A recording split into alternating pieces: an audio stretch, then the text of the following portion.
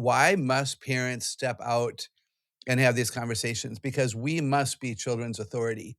We want to be the ones that they turn to. If we're not available, they'll go to Google or they'll ask Siri or they'll ask Alexa or they'll ask a friend, and you don't necessarily want them getting answers to questions like where do babies come from or how are babies made from those types of resources, if I can call them that. Don't be afraid of the dark. Be careful with stars. Not every light is gonna guide you, baby. Not every light is gonna guide you. So, Dr. Kathy, today on the Celebrate Kids podcast, in this daily segment, Facing the Dark, I want to look at something that I heard on a podcast. It's the podcast Not Gonna Lie with Kylie Kelsey. Now, Kylie Kelsey is a mother, and she's the wife of Jason Kelsey, who was a former NFL player and now really a pop star, if you want to call him that. He's got his own podcast and a podcast with his brother Travis Kelsey, who happens to be dating and engaged to Taylor Swift.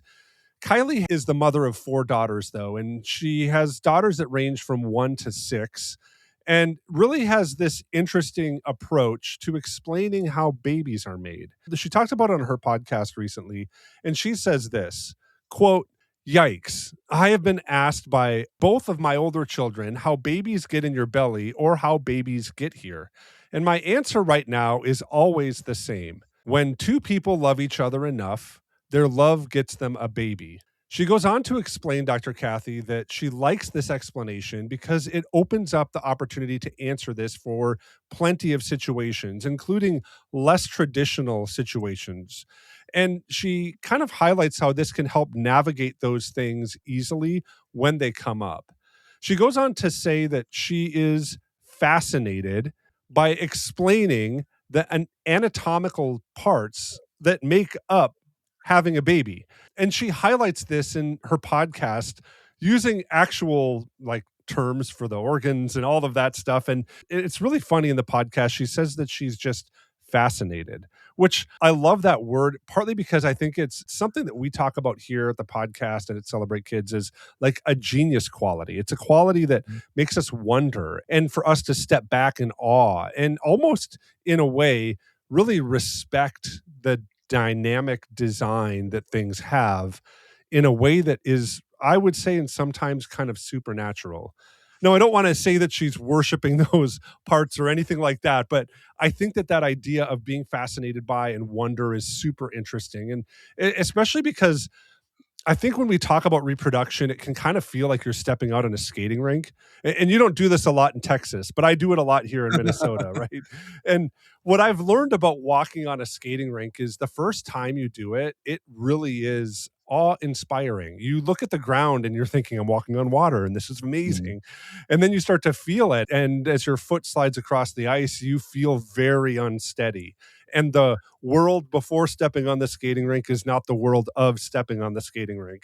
But the more that you do it, the easier it becomes and the more confident you get. And you can kind of now move across the skating rink with purpose and with function and form. And if I want to use all those terms just to help kind of get that picture, it's just kind of fun. I love it. But the first few times you step out onto it, you're kind of looking and saying, man, the ground's moving. And sometimes we even stumble. I think that sometimes having this conversation with our kids about where babies come from can feel like that. We step on the skating rink and it feels really slippery. Why do you think it's important for parents to kind of step out onto this proverbial skating rink and to have these conversations with our kids, kind of like Kylie is having with her kids right now? Why should parents have these conversations? Great analogy. I have rich memories of skating rinks growing up in the Milwaukee, Wisconsin area. Why must parents step out and have these conversations? Because we must be children's authority. We want to be the ones that they turn to. If we're not available, they'll go to Google or they'll ask Siri or they'll ask Alexa or they'll ask a friend, and you don't necessarily want them getting answers to questions like where do babies come from or how are babies made from those types of resources, if I can call them that. We want to be the ones that they turn to. We need to be available. And you and I know, Wayne, that parents don't have to know everything. You need to be as prepared as you can. In fact, I would say, I'm glad we're talking about this because I would say that if you're married, get on the same page with your spouse and know how you're going to answer the question when you're asked. You will be asked at some point. When the neighbor has a baby, your kids are going to be curious about babies. When your sister has a baby and they have a new cousin, they're going to be curious. So be ready, or you might conceive and they're going to be wondering. So be ready. How would you answer it? What will you say? What won't you say? Be ready so that you tell the truth, because to lie is not healthy, and you want to be ready. You don't have to know it all, but you want to be ready. And it's okay, Wayne, to say to our kids, "Oh, let me think about that a minute." Like, it is okay for you to say that. Let the kids know that you value them so much that you don't want to mislead, and it's going to take you a minute to get your thoughts together. Yeah, I think that's really important, Dr. Kathy, especially because of the way that Kylie kind of talks about how she answers this with her kids. Because it does get to that place where you almost wonder a little bit if she is lying. Because the hard part of this is that she kind of says that love creates babies. And I'm just going to say that's not always true. I mean, I want to be careful how I say that, though, right? Because Right. the love of God does create us, and God is a good God that who creates us on purpose, with a purpose, for a purpose. There is nobody that was created accidentally, and there is nobody that was not created with the love of God, right? So That's really good. primarily, if I took it up the chain, I would say 100% she's right on. Love does create babies. But when she's talking about the actual act, it could make my daughter never want to love anybody, especially like Mhm. in her class right now, because she's afraid that they might create a baby in her. I'm just taking it to this degree because I do have one child that is incredibly logic smart, like maybe to a fault. And so for her, it would be this place of, oh no, now I'm going to get pregnant because mom said love creates babies. But I Exactly. think it also goes to another place where I think is really the reason that Kylie answers this way. And that's this idea that two men who are in a relationship because they love each other, that they would naturally create a baby. Or if two women were in a relationship and they love each other, that they would naturally create a baby. That doesn't work like that. They have to have incredible interventions, spend an incredible amount of money to try to intervene into the fact that their relationship is not going to be procreative. So I want to ask you this a little bit because I've talked about one lighthearted example of why this is problematic and one that's really serious and pretty heavy. What does it do for our kids when we answer this in a way that does bring in things that actually aren't true in the physical world? How does that impact our kids? Such a profound question. And I want to say to all of our listeners, if you yourself have done this, it is okay. Like, we get it. You need to, though, then back up and potentially apologize for misleading them, potentially even ask for forgiveness if you feel like you were sinning against them by not caring enough for them in that moment. This is really important to consider. I love what you were saying about God. I would encourage our listeners to share with their kids that God's love is what causes all of this to happen. But man, we can't mislead. Confusion does not lead to truth or the application of good ideas, which would be the definition of wisdom. We're just going to cause more questions. Love does not always result in a baby. There's infertility, there's God's design and his timing, of course.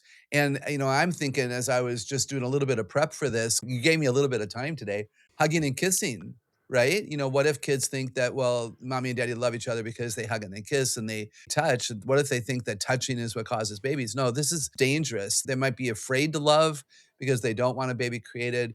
They might not understand. So there's something more that we can say here beyond simply love.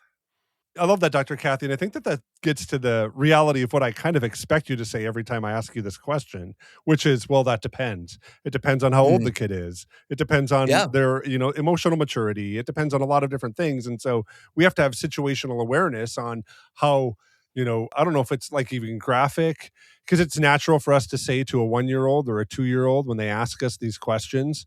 I don't know if a 1 year old would ask these questions, but a Mhm. 2 year old might, or a 3 year old Yeah. would get to this place where they would say, where does baby come from? Because they're learning more about the world. And for us to say, well, love creates babies, and you're not wrong. But I want to get to this place, though, where we do have to kind of get to this place where we introduce this to kids. Is it important for younger kids to know that love doesn't always make babies, right? Do they need Yeah. more mechanics, especially for younger kids, than just love? I love this phrase, situational awareness, because you're exactly right. It does depend on the situation. Why is your child curious? How old is the child? How emotionally mature are they? Et cetera, et cetera. I do like that she does use the actual names of body parts. I do think that that's important. And then the kids have to learn that those are words that we don't speak on the playground. Those are not words that we use, out and about, but that's a science lesson in the home kind of a thing. So one of the words that we maybe teach is the word intimate. And maybe, now this depends on a lot, but maybe we teach that the husband and wife connect in a very specific way that God created. So if girls and boys, if you're raising sons and daughters and they're beginning to ask about body parts, why does my brother have that and I don't have that? Okay. If that's happening in your home, you can possibly then talk about the intimacy that God wants the husband and wife to have. This is one of the reasons that he created men and women differently. And this is one of the things that he has reserved for marriage, where you would marry somebody of the opposite gender and you would stay married forever if you're going to follow, God's best, God's way, and God's will for you and for your marriage. Yeah, and that's how babies are created, would be this intimate act of love. Now you can use the word love there. And it doesn't always happen. Not everybody who does that and wants a baby gets one. This is, again, God's wisdom, God's choice. We can wonder and we can debate, but again, he wins. So maybe you even include that kind of a thing. So again, Wayne, totally depends upon the situation. You don't do it with 7 kids in the room if they're not all ready for the same conversation. And I think we ask, why do you want to know? And maybe we share something and then we say, do you want to know more? But imagine kids looking up the word intimate, in a dictionary and having a conversation with you and your wife about that kind of love and that physical expression of love and how fulfilling it is in marriage and how different it is. And might that be a good thing for your kids to aspire to? As Dr. Kathy and I were talking today, it reminds me of a passage, maybe it did for you too, out of Psalm 139. I'll read verse 13 and on. The psalmist writes, "For you created my inmost being. You knit me together in my mother's womb. I praise you because I am fearfully and wonderfully made. Your works are wonderful. I know that full well. My frame was not hidden from you when I was made in the secret place and when I was woven together in the depths of the earth. You saw my unformed body. All the days ordained for me were written in your book before one of them came to be. How precious to me are your thoughts, O God. How vast is the sum of them." This psalm really affirms God's intimate involvement in human life, long before any other structures existed, before family situations existed, even before circumstances are even considered. This passage is really especially important when thinking about how children are conceived in less than ideal or maybe even painful situations. Scripture never grounds a kid's worth in how they were conceived, but in who made them. And when kids later realize that they were given maybe a misleading explanation of how babies are formed because quote unquote love made you, and then they learn their story is way more complicated, it's natural that they might wrongfully conclude that something might be broken in them, or they might be even less meaningful. And so I think as parents, we need to step in to understand that the truth of how God has designed us to be created in the physical world is actually something that protects dignity. And we need to tell our kids about these things. Kids can handle reality when it's really framed with care. Something like every child is wanted by God, even when adults make broken or confusing choices. And we can help our kids to also then understand the beauty of the way that God's designed us to have relationships and how that leads forward to having other relationships. And it's a responsibility that we have to protect relationships because God is a God that intentionally builds relationships to go on and propagate more relationships. I think that something like that really does give our kids a picture of what it means to really be bearers of the image maker of God, but also to understand the beauty of how God's designed us. And having that framed out for them can be a bright light that can cut through some dark times that they might experience later on in life. I'm so thankful that you're joining us today here on the Celebrate Kids podcast, especially this daily segment, Facing the Dark. On behalf of Dr. Kathy Koch, my name is Wayne Stender. We're looking forward to seeing you here again tomorrow.